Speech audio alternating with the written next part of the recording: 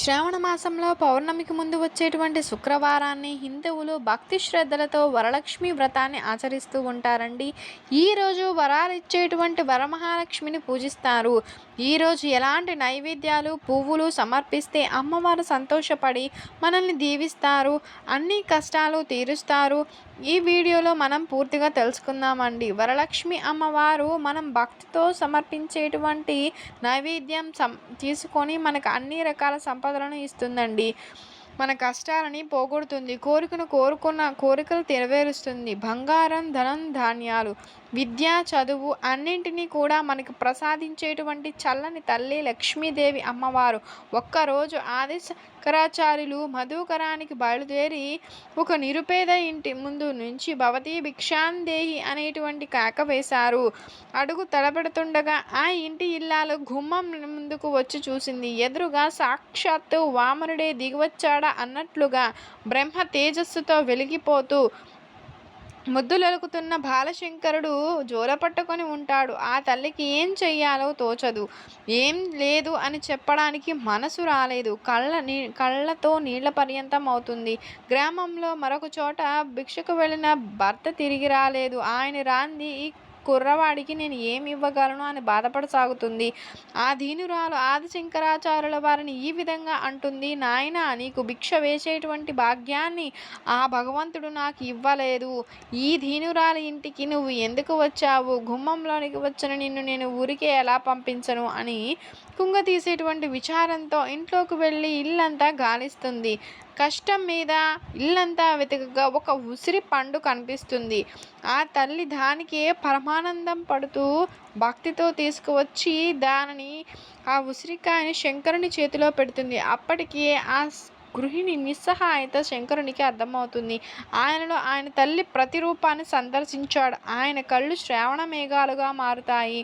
ఆ కళ్ళు మూసుకొని అక్కడ నిలబడి నిశ్చల చిత్తంతో లక్ష్మీదేవిని ఆశువుగా స్తుతిస్తాడు. కనకధారా స్తోత్రంగా ప్రఖ్యాతిగాంచిన ఆ స్తుతికి లక్ష్మీదేవి దాంతో అమ్మవారు బంగారు ఉసిరికాయలను పంపించింది. దాంతో ఆనందంతో ఆమెడ సంతోషించింది. దీంతో శంకరాచార్యుల ఖ్యాతి దశ దిశలా వివరించింది. ఈ ప్రపంచం మొత్తం అద్దం లాంటిది, ఉన్నది నిజం లేదు, ఉన్నది బ్రహ్మమే అని శంకరాచార్యుల వారు చెప్పారు. అందువల్ల ఒక్క ఉసిరికాయ ఇచ్చినంతనే లక్ష్మీదేవి అమ్మవారు ఆ పేదరాలి ఇంటిలో బంగారు ఉసిరికాయలను వర్షంగా కురిపించారు. అందువల్ల అమ్మవారి కరుణ కోసం ప్రతి ఒక్కరూ శ్రద్ధాభక్తులతో పూజ చేయండి. వరమహాలక్ష్మికి 5 రకాల అన్నాలంటే చాలా ఇష్టం. అందులో మొదటిది పెరుగుతో తయారు చేసినటువంటి అన్నం. ఈ పెరుగన్నాన్ని అమ్మవారికి నైవేద్యంగా పెడితే సంపదలు బాగా వస్తాయి. ఇక రెండవది పాయసాన్నం. ఆవు పాలతో తయారు చేసినటువంటి పాయసాన్ని నైవేద్యంగా పెట్టాలి. ఈరోజు వరలక్ష్మి అమ్మవారికి పాయసాన్ని నివేదిస్తే కోరుకున్నటువంటి పదవులు పొందుతారు, మంచి ఉద్యోగంలో స్థిరపడతారు. ఇంకా మూడవది పులిహార. ఈరోజు వరలక్ష్మి అమ్మవారికి పులిహారను నైవేద్యం పెడితే భార్యాభర్తల మధ్య ఐకమత్యం ఏర్పడుతుంది, పుత్ర సంతానం కలుగుతుంది. ఇక నాలుగవది పులగం. పెసరపప్పుతో తయారు చేసిన పులగం. ఈరోజు పులగాన్ని అమ్మవారికి నైవేద్యంగా పెడితే కుటుంబం వృద్ధి చెందుతుంది, కుటుంబంలో ఉన్నవారు ఐకమత్యంతో ఉంటారు, వంశాభివృద్ధి జరుగుతుంది. ఇక ఐదవది ఇది కేవలం బెల్లంతో తయారు చేసినటువంటి అన్నం. ఈ 5 అన్నాలు కూడా వరలక్ష్మి వ్రతం రోజున అమ్మవారికి నైవేద్యంగా పెడితే సకల శుభాలు కలుగుతాయి. ఇక ఈరోజు స్త్రీలు సౌభాగ్యంతో ఉండాలి అంటే శనగలు ఉడికించి అమ్మవారికి నైవేద్యం పెట్టాలి. అరటిపళ్ళు, కొబ్బరికాయలు, దానిమ్మకాయలు నైవేద్యంగా పెట్టినట్లయితే ఎంతో మంచిది. ఇక ఈరోజు అమ్మవారికి ఇష్టమైన పువ్వుల గురించి తెలుసుకుందామండి. ఈరోజు అమ్మవారికి 3 రకాల పువ్వులను సమర్పించాలి. అందులోనూ మొదటిది మందార పువ్వులు. ఈరోజు మందార పువ్వులతో అమ్మవారిని పూజిస్తే మానసిక ప్రశాంతత కలుగుతుంది, చక్కని నిద్ర కలుగుతుంది. ఇక రెండవది గన్నేరు పువ్వులు. గన్నేరు పువ్వులతో పూజ చేస్తే బంగారం లభిస్తుందండి. బంగారం కొనాలి అనుకునేటువంటి కోరిక ఉన్నవారు ఈరోజు ఇలా గన్నేరు పువ్వులతో అమ్మవారిని పూజిస్తే బంగారం కొనే సంపద మీకు వస్తుంది. మూడవది తెల్లని పువ్వులు. ఏవైనా సరే తెల్లని పువ్వులతో ఈరోజు అమ్మవారిని పూజించినట్లయితే, అంటే మల్లెలతోనూ ఈ జాజులతోనూ అమ్మవారిని పూజిస్తే కోరికలు నెరవేరుతాయి. ఇక ఈరోజు నీలం రంగు పుష్పాలతో మాత్రం అమ్మవారిని అస్సలు పూజించకండి. ఒక్క వరలక్ష్మి వ్రతం రోజు మాత్రమే నీలిరంగు పుష్పాలను అమ్మవారికి సమర్పించకూడదు. అందువలన వరలక్ష్మి వ్రతం రోజు వరలక్ష్మి అమ్మవారికి ఇష్టమైనటువంటి నైవేద్యాలు పుష్పాలు ఇవేనండి.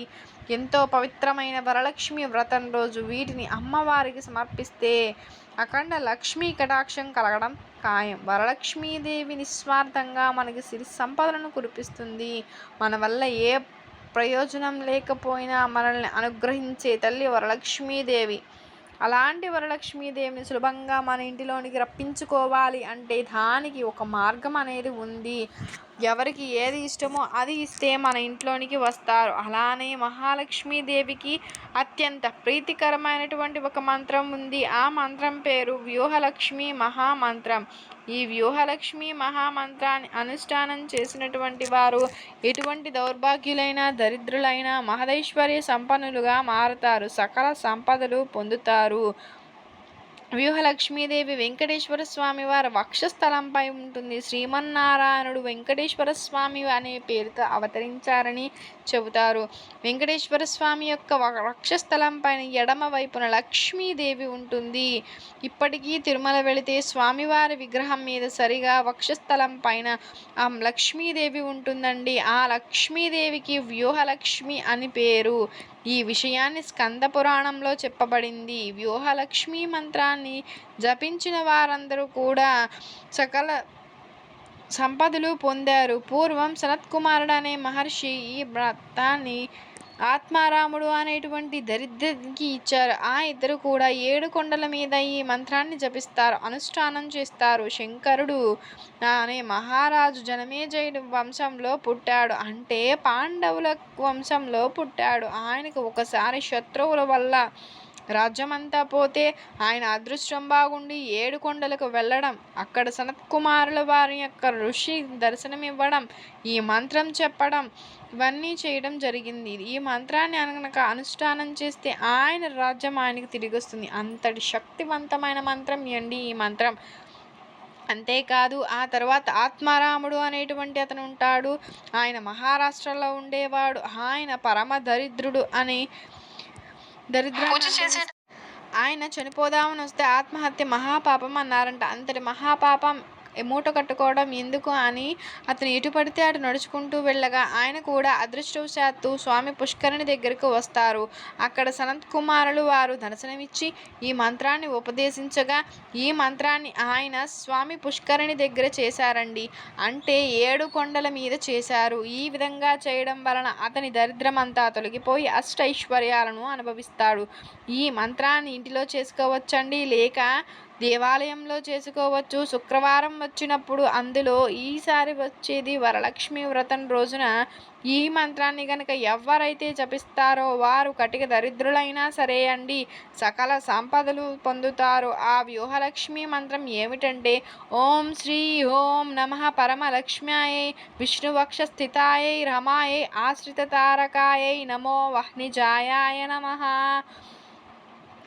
అనే ఓహం లక్ష్మీ మంత్రాన్ని ఎవరైతే శ్రావణ వరలక్ష్మి వ్రతం రోజు వరలక్ష్మీ దేవి ముందు కూర్చుని 21 సార్లు ఎవరైతే జపిస్తారో అలానే చదువుతారో వారి యొక్క సమస్త దరిద్రాన్ని అమ్మవారు పోగొట్టి వారికి తిరుగులేని విధంగా ఐశ్వర్యాన్ని ఇస్తుంది అని మన పెద్దలు చెబుతున్నారు. వ్యూహలక్ష్మి మంత్రాన్ని జపించే ముందు కొన్ని నియమాలు ఉన్నాయండి.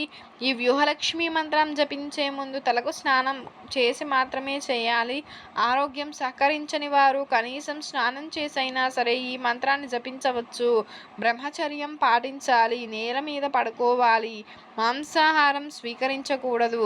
ఈ నియమాలను అనుసరించి మాత్రమే ఈ వ్యూహలక్ష్మి మంత్రాన్ని పఠించాలండి. వ్యూహలక్ష్మి మంత్రాన్ని ఎవరైతే ఈ శ్రావణ మాస వరలక్ష్మి వ్రతం రోజు లేక ఆ రోజు కుదిరిన వారు శ్రావణ మాసంలో ఏ శుక్రవారం రోజైనా జపించవచ్చు. అలా కుదరని వారు ఏ శుక్రవారం రోజైనా వ్యూహలక్ష్మి మంత్రాన్ని జపిస్తే వారికి తిరుగులేని రాజయోగం పడుతుందని మన శాస్త్రాలు చెబుతున్నాయి. శ్రావణ మాసం మహాలక్ష్మికి ఎంతో ఇష్టమైనది. వరలక్ష్మీదేవికి ప్రసన్నం చేసుకునే దానిలో వ్యూహలక్ష్మి మంత్రం ఒకటండి. వ్యూహలక్ష్మి మంత్రం చాలా శక్తివంతమైనది. ఈ మంత్రంలోని శబ్ద తరంగాలు మన వంటిలోనికి ప్రవేశించి మనల్ని శక్తివంతులుగా మారుస్తాయి. మీరు వ్యూహలక్ష్మి మంత్రాన్ని జపిస్తూ ఉన్నప్పుడు వరలక్ష్మి అమ్మవారిని మీరు మనసులో ధ్యానం చేసుకోండి. అలానే ప్రకృతి ప్రాణశక్తి మనలో ప్రవేశించి మనలోని అణువణువులో దాగి ఉన్న శక్తిని చైతన్యం చేస్తాయండి. అలానే ఈ మంత్రాన్ని ఏకాగ్రతగా చేయాలి. ఇలా ఏకాగ్రతగా చేసేటువంటి మంత్ర సాధన వలన మనలో ఉన్నటువంటి చైతన్యం చెక్కు చెదరని సంపదలా ప్రకాశిస్తుంది.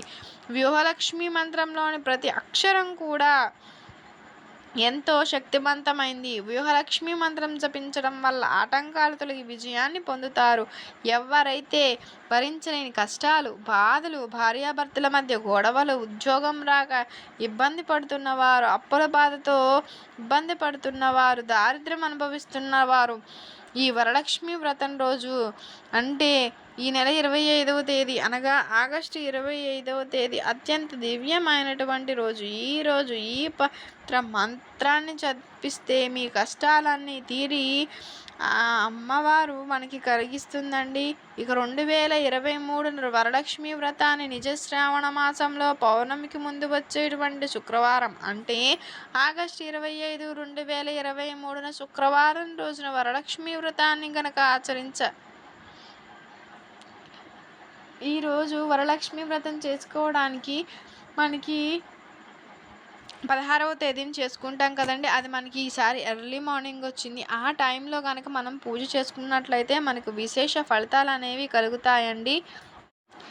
ఈ విధంగా కనుక వరలక్ష్మి వ్రతం రోజున మీరు కనుక ఆచరించినట్లయితే విశేష ఫలితాలను పొందవచ్చు. మీకు కనుక ఈ వీడియో నచ్చినట్లయితే లైక్ చేయండి, షేర్ చేయండి, సబ్స్క్రైబ్ చేయడం మర్చిపోకుండా. కొత్తగా వాచ్ చేస్తున్నట్లయితే thank you for watching. Thank you so much.